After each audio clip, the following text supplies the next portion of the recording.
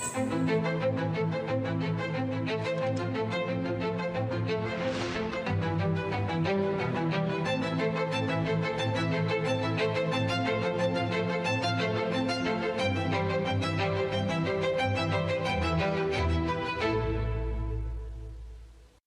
प्यारे देशवासियों, नमस्कार। आज 2025 की पहली मन की बात हो रही है। आप लोगों ने एक बात जरूर नोटिस की होगी, हर बार मन की बात महीने के आखिरी रविवार को होती है, लेकिन इस बार हम एक सप्ताह पहले चौथे रविवार के बजाय तीसरे रविवार को ही मिल रहे हैं, क्योंकि अगले सप्ताह रविवार के दिन ही गणतंत्र दिवस है। मैं सभी देशवासियों को गणतंत्र दिवस की अग्रिम शुभकामनाएं देता हूं। साथियों, इस बार का गणतंत्र दिवस बहुत विशेष है। ये भारतीय गणतंत्र की 75वीं वर्षगांठ है। इस वर्ष संविधान लागू होने के 75 साल हो रहे हैं। मैं संविधान सभा के उन सभी महान व्यक्तित्वों को नमन करता हूं, जिन्होंने हमें हमारा पवित्र संविधान दिया। संविधान सभा के दौरान अनेक विषयों पर लंबी लंबी चर्चाएं हुई। वो चर्चाएं संविधान सभा के सदस्यों के विचार, उनकी वो वाणी हमारी बहुत बड़ी धरोहर है। आज मन की बात में मेरा प्रयास है कि आपको कुछ महान नेताओं की ओरिजिनल आवाज सुनाऊं। साथियों, जब संविधान सभा ने अपना काम शुरू किया तो बाबा साहब आम्बेडकर ने परस्पर सहयोग को लेकर एक बहुत महत्वपूर्ण बात कही थी। उनका ये संबोधन इंग्लिश में है। मैं उसका एक अंश आपको सुनाता हूं। So far as the ultimate goal is concerned, I think none of us need have any apprehensions. None of us need have any doubt. But my fear, which I must express clearly, is this. Our difficulty, as I said, is not about the ultimate future. Our difficulty is how to make the heterogeneous mess that we have today take a decision in common and march in a cooperative way on that road which is bound to lead us to unity. Our difficulty is not with regard to the ultimate. Our difficulty is with regard to the beginning. साथियों, बाबा साहब इस बात पर जोर दे रहे थे कि संविधान सभा एक साथ एक मत हो और मिलकर सर्वहित के लिए काम करे। मैं आपको संविधान सभा की एक और ऑडियो क्लिप सुनाता हूं। ये ऑडियो डॉक्टर राजेंद्र प्रसाद जी का है, जो हमारी संविधान सभा के प्रमुख थे। आइए डॉक्टर राजेंद्र प्रसाद जी को सुनते हैं। हमारा इतिहास बताता है और हमारी संस्कृति सिखाती है कि हम शांति प्रिय हैं और रहें। हमारा साम्राज्य, हमारी फतेह दूसरे तरह की रही है। हमने दूसरों को जंजीरों से, चाहे वो लोहे की हो या सोने की, कभी नहीं बांधने की कोशिश की। हमने दूसरों को अपने साथ लोहे के जंजीर से भी ज्यादा मजबूत मगर सुंदर और सुखद रेशम के धागे से बांध रखा है, और वो बंधन धर्म का है, संस्कृति का है, ज्ञान का है। हम अब भी उसी रास्ते पर चलते रहेंगे और हमारी एक ही इच्छा और अभिलाषा है। वो अभिलाषा ये है कि हम संसार में सुख और शांति कायम करने में मदद पहुंचा सकें और संसार के हाथों में सत्य और अहिंसा वो अचूक हथियार दे सकें जिसने हमें आज आज़ादी तक पहुंचाया है। हमारी जिंदगी और संस्कृति में कुछ ऐसा है जिसने हमें समय के थपेड़ों के बावजूद जिंदा रहने की शक्ति दी है। अगर हम अपने आदर्शों को सामने रखे रहेंगे तो हम संसार की बड़ी सेवा कर पाएंगे। साथियों, डॉक्टर राजेंद्र प्रसाद जी ने मानवीय मूल्यों के प्रति देश की प्रतिबद्धता की बात कही थी।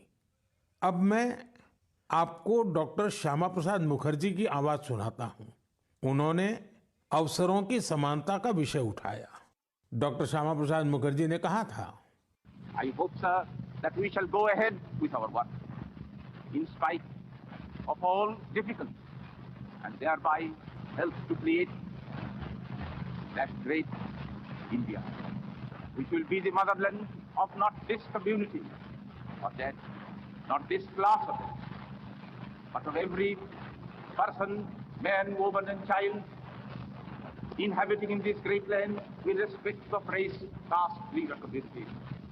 Everyone to have an equal opportunity so that he or she can develop himself and herself according to the best talent and serve the great common motherland of theirs. साथियों, मुझे उम्मीद है आपको भी संविधान सभा की डिबेट से ये ओरिजिनल ऑडियो सुनकर अच्छा लगा होगा। हम देशवासी को इन विचारों से प्रेरणा लेकर ऐसे भारत के निर्माण के लिए काम करना है जिस पर हमारे संविधान निर्माताओं को भी गर्व हो। साथियों, गणतंत्र दिवस से एक दिन पहले 25 जनवरी को नेशनल वोटर्स डे है। ये दिन इसलिए अहम है क्योंकि इस दिन भारतीय निर्वाचन आयोग की स्थापना हुई थी। इलेक्शन कमीशन, हमारे संविधान निर्माताओं ने संविधान में हमारे चुनाव आयोग को लोकतंत्र में लोगों की भागीदारी को बहुत बड़ा स्थान दिया है। देश में जब 1951-52 में पहली बार चुनाव हुए तो कुछ लोगों को संशय था कि क्या देश का लोकतंत्र जीवित रहेगा, लेकिन हमारे लोकतंत्र ने सारी आशंकाओं को गलत साबित किया। आखिर भारत मदर ऑफ डेमोक्रेसी है। बीते दशकों में भी देश का लोकतंत्र सशक्त हुआ है, समृद्ध हुआ है। मैं चुनाव आयोग का भी धन्यवाद दूंगा जिसने समय समय पर हमारी मतदान प्रक्रिया को आधुनिक बनाया है, मजबूत किया है। आयोग ने जनशक्ति को और शक्ति देने के लिए तकनीकी शक्ति का उपयोग किया। मैं चुनाव आयोग को निष्पक्ष चुनाव के उनके कमिटमेंट के लिए बधाई देता हूं। मैं देशवासियों से कहूंगा कि वो ज्यादा से ज्यादा संख्या में अपने मत के अधिकार का उपयोग करें, हमेशा करें और देश के डेमोक्रेटिक प्रोसेस का हिस्सा भी बने और इस प्रोसेस को सशक्त भी करें। मेरे प्यारे देशवासियों, प्रयागराज में महाकुंभ का श्री गणेश हो चुका है। चिरस्मरणीय जन सैलाब, अकल्पनीय दृश्य और समता समरसता का असाधारण संगम। इस बार कुंभ में कई दिव्य योग भी बन रहे हैं। कुंभ का ये उत्सव विविधता में एकता का उत्सव मनाता है। संगम की रेती पर पूरे भारत के, पूरे विश्व के लोग जुड़ते हैं। हजारों वर्षों से चली आ रही इस परंपरा में कहीं भी कोई भेदभाव नहीं, जातिवाद नहीं। इसमें भारत के दक्षिण से लोग आते हैं, भारत के पूर्व और पश्चिम से लोग आते हैं। कुंभ में गरीब अमीर सब एक हो जाते हैं। सब लोग संगम में डुबकी लगाते हैं, एक साथ भंडारों में भोजन करते हैं, प्रसाद लेते हैं। तभी तो कुंभ एकता का महाकुंभ है। कुंभ का आयोजन हमें ये भी बताता है कि कैसे हमारी परंपराएं पूरे भारत को एक सूत्र में बांधती हैं। उत्तर से दक्षिण तक मान्यताओं को मानने के तरीके एक जैसे ही हैं। एक तरफ प्रयागराज, उज्जैन, नासिक और हरिद्वार में कुंभ का आयोजन होता है, वैसे ही दक्षिण भूभाग में गोदावरी, कृष्णा, नर्मदा और कावेरी नदी के तटों पर पुष्करम होते हैं। ये दोनों ही पर्व हमारी पवित्र नदियों से, उनकी मान्यताओं से जुड़े हुए हैं। इसी तरह कुंभकोणम से तिरुक्कड़ियूर, कुड़वासल, से तिरुचेरै अनेक ऐसे मंदिर हैं जिनकी परंपराएं कुंभ से जुड़ी हुई हैं। साथियों, इस बार आप सब ने देखा होगा कि कुंभ में युवाओं की भागीदारी बहुत व्यापक रूप में नजर आती है। और ये भी सच है कि जब युवा पीढ़ी अपनी सभ्यता के साथ गर्व के साथ जुड़ जाती है तो उसकी जड़ें और मजबूत होती हैं और तब उसका स्वर्णिम भविष्य भी सुनिश्चित हो जाता है। हम इस बार कुंभ के डिजिटल फुटप्रिंट्स भी इतने बड़े स्केल पर देख रहे हैं। कुंभ की ये वैश्विक लोकप्रियता हर भारतीय के लिए गर्व की बात है। साथियों, कुछ दिन पहले ही पश्चिम बंगाल में गंगा सागर मेले का भी विहंगम आयोजन हुआ है। संक्रांति के पावन अवसर पर इस मेले में पूरी दुनिया से आए लाखों श्रद्धालुओं ने डुबकी लगाई है। कुंभ, पुष्करम और गंगा सागर मेला हमारे ये पर्व हमारे सामाजिक मेलजोल को, सद्भाव को, एकता को बढ़ाने वाले पर्व है। ये पर्व भारत के लोगों को भारत की परंपराओं से जोड़ते हैं और जैसे हमारे शास्त्रों ने संसार में धर्म, अर्थ, काम, मोक्ष चारों पर बल दिया है, वैसे ही हमारे पर्वों और परंपराएं भी आध्यात्मिक, सामाजिक, सांस्कृतिक और आर्थिक हर पक्ष को भी सशक्त करते हैं।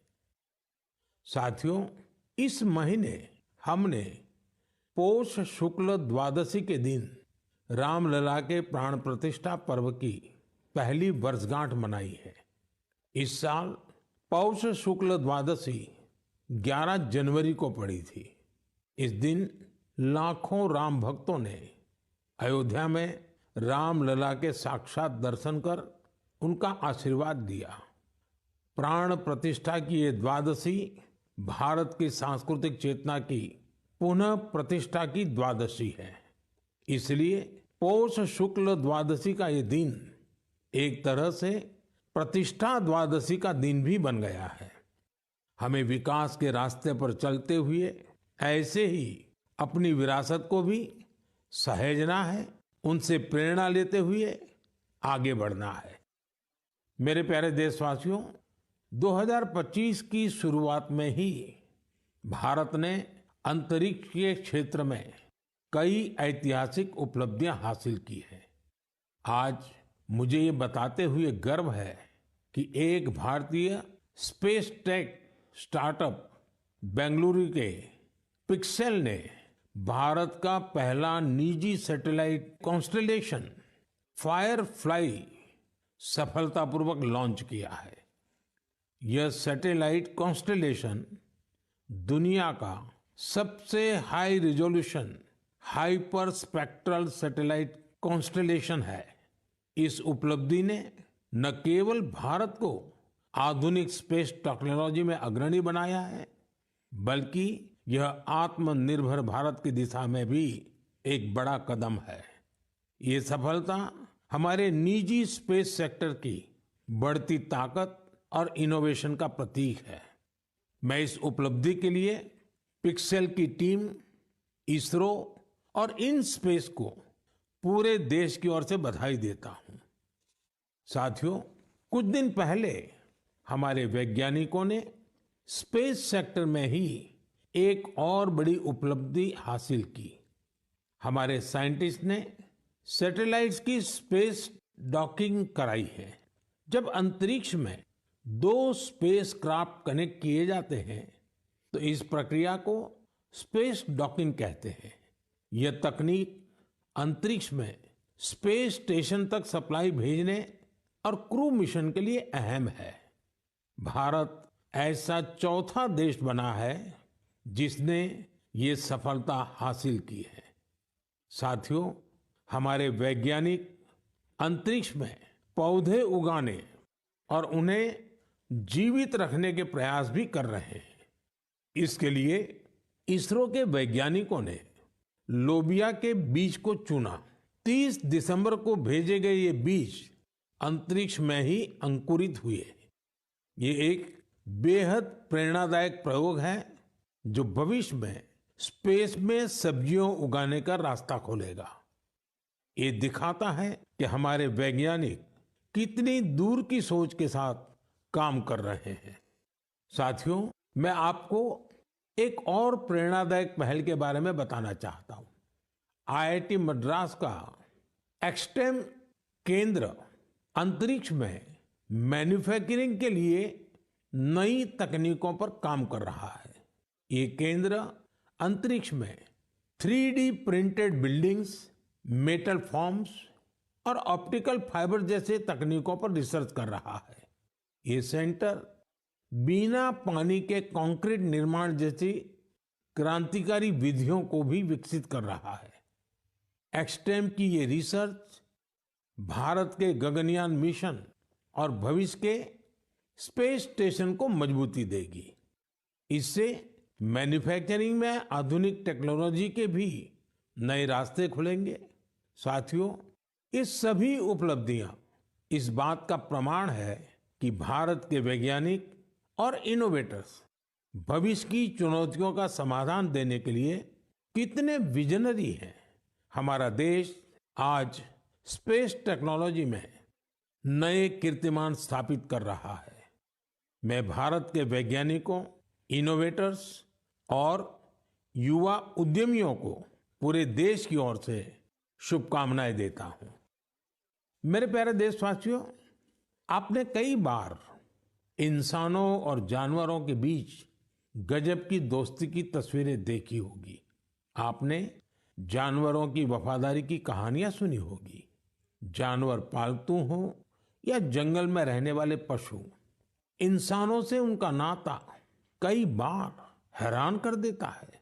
जानवर भले बोल नहीं पाते, लेकिन उनकी भावनाओं को, उनके हाव भाव को इंसान भली भांति भांप लेते हैं। जानवर भी प्यार की भाषा को समझते हैं, उसे निभाते भी हैं। मैं आपसे असम का एक उदाहरण साझा करना चाहता हूं। असम में एक जगह है नौगांव। नौगांव हमारे देश की महान विभूति श्रीमद शंकर देव जी का जन्म स्थान भी है। यह जगह बहुत ही सुंदर है। यहाँ हाथियों का भी एक बड़ा ठिकाना है। इस क्षेत्र में कई घटनाएं देखी जा रही थी जहां हाथियों के झुंड फसलों को बर्बाद कर देते थे। किसान परेशान रहते थे, जिससे आसपास के करीब 100 गांवों के लोग बहुत परेशान थे। लेकिन गांव वाले हाथियों की भी मजबूरी समझते थे। उन्हें पता था कि हाथी भूख मिटाने के लिए खेतों का रुख कर रहे हैं। इसलिए गांव वालों ने इसका समाधान निकालने की सोची। गांव वालों की एक टीम बनी जिसका नाम था हाथी बंधु। हाथी बंधुओं ने सूझबूझ दिखाते हुए करीब 800 बीघा बंजर भूमि पर एक अनूठी कोशिश की। यहाँ गांव वालों ने आपस में मिलजुल कर नेपियर ग्रास लगाई। इस घास को हाथी बहुत पसंद करते हैं। इसका असर ये हुआ कि हाथियों ने खेतों की ओर जाना कम कर दिया। यह हजारों गांव वालों के लिए बहुत राहत की बात है। उनका ये प्रयास हाथियों को भी खूब भाया है। साथियों, हमारी संस्कृति और विरासत हमें आसपास के पशु पक्षियों के साथ प्यार से रहना सिखाती है। ये हम सभी के लिए बहुत खुशी की बात है कि बीते 2 महीनों में हमारे देश में 2 नए टाइगर रिजर्व्स जुड़े हैं। इनमें से एक है छत्तीसगढ़ में गुरु घासीदास तमोर पिंगला टाइगर रिजर्व और दूसरा है एमपी में रातापानी टाइगर रिजर्व। मेरे प्यारे देशवासियों, स्वामी विवेकानंद जी ने कहा था, जिस व्यक्ति में अपने आइडिया को लेकर जुनून होता है वही अपने लक्ष्य को हासिल कर पाता है। किसी आइडिया को सफल बनाने के लिए हमारा पैशन और डेडिकेशन सबसे जरूरी होता है। पूरी लगन और उत्साह से ही इनोवेशन, क्रिएटिविटी और सफलता का रास्ता अवश्य निकलता है। कुछ दिन पहले ही स्वामी विवेकानंद जी की जयंती पर मुझे विकसित भारत यंग लीडर्स डायलॉग का हिस्सा बनने का सौभाग्य मिला। यहाँ मैंने देश के कोने कोने से आए युवा साथियों के साथ अपना पूरा दिन बिताया। युवाओं ने स्टार्टअप्स, कल्चर, विमेन, यूथ और इंफ्रास्ट्रक्चर जैसे कई सेक्टर्स को लेकर अपने आइडियाज शेयर किए। यह कार्यक्रम मेरे लिए बहुत यादगार रहा। साथियों, कुछ दिन पहले ही स्टार्टअप इंडिया के 9 साल पूरे हुए हैं। हमारे देश में जितने स्टार्टअप्स 9 साल में बने हैं, उनमें से आधे से ज्यादा टियर 2 और टियर 3 शहरों से हैं। और जब ये सुनते हैं तो हर हिंदुस्तानी का दिल खुश हो जाता है।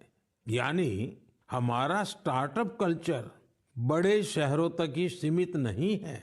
और आपको यह जानकर हैरानी होगी कि छोटे शहरों के स्टार्टअप्स में आधे से ज्यादा का नेतृत्व हमारी बेटियां कर रही है।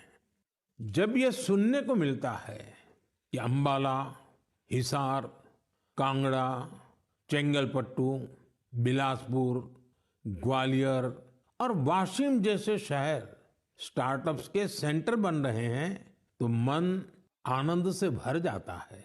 नागालैंड जैसे राज्य में पिछले साल स्टार्टअप्स के रजिस्ट्रेशन में 200% से अधिक की वृद्धि हुई है।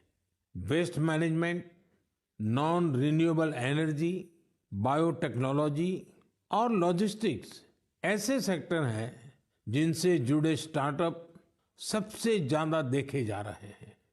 ये कन्वेंशनल सेक्टर्स नहीं है, लेकिन हमारे युवा साथी भी तो कन्वेंशनल से आगे की सोच रखते हैं, इसलिए उन्हें सफलता भी मिल रही है। साथियों, 10 साल पहले जब कोई स्टार्टअप के क्षेत्र में जाने की बात करता था तो उसे तरह तरह के ताने सुनने को मिलते थे।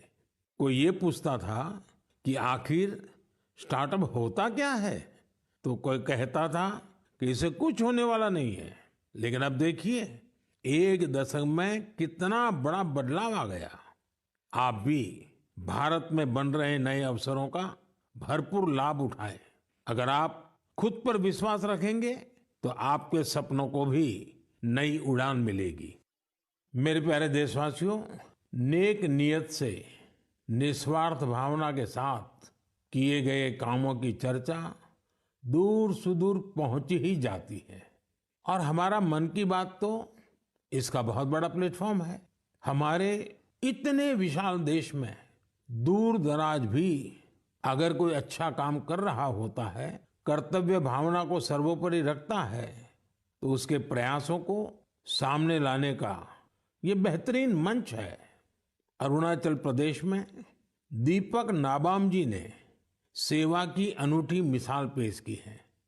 दीपक जी यहाँ लिविंग होम चलाते हैं, जहाँ मानसिक रूप से बीमार, शरीर से असमर्थ लोगों और बुजुर्गों की सेवा की जाती है। यहाँ पर ड्रग्स की लत के शिकार लोगों की देखभाल की जाती है। दीपक नाबाम जी ने बिना किसी सहायता के समाज के वंचित लोगों, हिंसा पीड़ित परिवारों और बेघर लोगों को सहारा देने का अभियान शुरू किया। आज उनकी सेवा ने एक संस्था का रूप ले लिया है। उनकी संस्था को कई अवार्ड से भी सम्मानित किया गया है। लक्षद्वीप के कवरत्ती द्वीप पर नर्स के रूप में काम करने वाली के हिडुम्बी जी, उनका काम भी बहुत प्रेरित करने वाला है। आपको ये जानकर हैरानी होगी कि वो 18 वर्ष पहले सरकारी नौकरी से रिटायर हो चुकी हैं, लेकिन आज भी उसी करुणा और स्नेह के साथ लोगों की सेवा में जुटी हैं जैसे वो पहले करती थी। लक्षद्वीप के ही केजी मोहम्मद जी के प्रयास ये भी अद्भुत है। उनकी मेहनत से मिनिकॉय द्वीप का मरीन इकोसिस्टम मजबूत हो रहा है। उन्होंने पर्यावरण के प्रति लोगों को जागरूक करने के लिए कई गीत लिखे हैं। उन्हें लक्षद्वीप साहित्य कला अकादमी की तरफ से बेस्ट फोक सॉन्ग अवार्ड भी मिल चुका है। केजी मोहम्मद रिटायरमेंट के बाद वहां के म्यूजियम के साथ जुड़कर भी काम कर रहे हैं। साथियों, एक और बड़ी अच्छी खबर अंडमान और निकोबार द्वीप समूह से भी है। निकोबार जिले में वर्जिन कोकोनट ऑयल को हाल ही में जीआई टैग मिला है।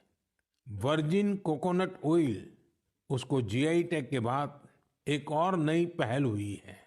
इस ऑयल के उत्पादन से जुड़ी महिलाओं को संगठित कर सेल्फ हेल्प ग्रुप बनाए जा रहे हैं। उन्हें मार्केटिंग और ब्रांडिंग की स्पेशल ट्रेनिंग भी दी जा रही है। ये हमारे आदिवासी समुदायों को आर्थिक रूप से सशक्त बनाने की दिशा में एक बड़ा कदम है। मुझे विश्वास है भविष्य में निकोबार का वर्जिन कोकोनट ऑयल दुनिया भर में धूम मचाने वाला है और इसमें सबसे बड़ा योगदान अंडमान और निकोबार के महिला सेल्फ हेल्प ग्रुप का होगा। मेरे प्यारे देशवासियों, पल भर के लिए आप एक दृश्य की कल्पना कीजिए। कोलकाता में जनवरी का समय है, दूसरा विश्व युद्ध अपने चरम पर है और इधर भारत में अंग्रेजों के खिलाफ गुस्सा उफान पर है। इसकी वजह से शहर में चप्पे चप्पे पर पुलिस वालों की तैनाती है। कोलकाता के बीचों बीच एक घर के आसपास पुलिस की मौजूदगी ज्यादा चौकस है। इसी बीच लंबा ब्राउन कोट, पैंट और काली टोपी पहने हुए एक व्यक्ति रात के अंधेरे में एक बंगले से कार लेकर बाहर निकलता है। मजबूत सुरक्षा वाली कई चौकियों को पार करते हुए वो एक रेलवे स्टेशन गोमो पहुंच जाता है। ये स्टेशन अब झारखंड में है। यहां से एक ट्रेन पकड़कर वो आगे के लिए निकलता है। इसके बाद अफगानिस्तान होते हुए वो यूरोप जा पहुंचता है और यह सब अंग्रेजी हुकूमत के अवैध किलेबंदी के बावजूद होता है। साथियों, ये कहानी आपको फिल्मी सीन जैसी लगती होगी। आपको लग रहा होगा इतनी हिम्मत दिखाने वाला व्यक्ति आखिर किस मिट्टी का बना होगा। दरअसल ये व्यक्ति कोई और नहीं, हमारे देश की महान विभूति नेताजी सुभाष चंद्र बोस थे। 23 जनवरी यानी उनकी जन्म जयंती को अब हम पराक्रम दिवस के रूप में मनाते हैं। उनके शौर्य से जुड़ी इस गाथा में भी उनके पराक्रम की झलक मिलती है। कुछ साल पहले मैं उनके उसी घर में गया था जहां से वे अंग्रेजों को चकमा देकर निकले थे। उनकी वो कार अभी वहां मौजूद है। वो अनुभव मेरे लिए बहुत ही विशेष रहा। सुभाष बाबू एक विजनरी थे। साहस तो उनके स्वभाव में रचा बसा था। इतना ही नहीं, वे बहुत कुशल प्रशासक भी थे। महज 27 साल की उम्र में वो कोलकाता कॉरपोरेशन के चीफ एग्जीक्यूटिव ऑफिसर बने और उसके बाद उन्होंने मेयर की जिम्मेदारी भी संभाली। एक प्रशासक के रूप में भी उन्होंने कई बड़े काम किए। बच्चों के लिए स्कूल, गरीब बच्चों के लिए दूध का इंतजाम और स्वच्छता से जुड़े उनके प्रयासों को आज भी याद किया जाता है। नेताजी सुभाष का रेडियो के साथ भी गहरा नाता रहा है। उन्होंने आजाद हिंद रेडियो की स्थापना की थी, जिस पर उन्हें सुनने के लिए लोग बड़ी बेसब्री से प्रतीक्षा करते थे। उनके संबोधनों से विदेशी शासन के खिलाफ लड़ाई को एक नई ताकत मिलती थी। आजाद हिंद रेडियो पर अंग्रेजी, हिंदी, तमिल, बांग्ला, मराठी, पंजाबी, पश्तो और उर्दू में न्यूज बुलेटिन का प्रसारण होता था। मैं नेताजी सुभाष चंद्र बोस को नमन करता हूं। देश भर के युवाओं से मेरा आग्रह है कि वे उनके बारे में अधिक से अधिक पढ़ें और उनके जीवन से निरंतर प्रेरणा लें। साथियों, मन की बात का ये कार्यक्रम हर बार मुझे राष्ट्र के सामूहिक प्रयासों से, आप सबकी सामूहिक इच्छा शक्ति से जोड़ता है। हर महीने मुझे बड़ी संख्या में आपके सुझाव, आपके विचार मिलते हैं और हर बार इन विचारों को देखकर विकसित भारत के संकल्प पर मेरा विश्वास और बढ़ता है। आप सब इसी तरह अपने अपने काम से भारत को सर्वश्रेष्ठ बनाने के लिए प्रयास करते रहें। इस बार की मन की बात में फिलहाल इतना ही। अगले महीने फिर मिलेंगे। भारतवासियों की उपलब्धियां, संकल्पों और सिद्धियों की नई गाथाओं के साथ। बहुत बहुत धन्यवाद। नमस्कार।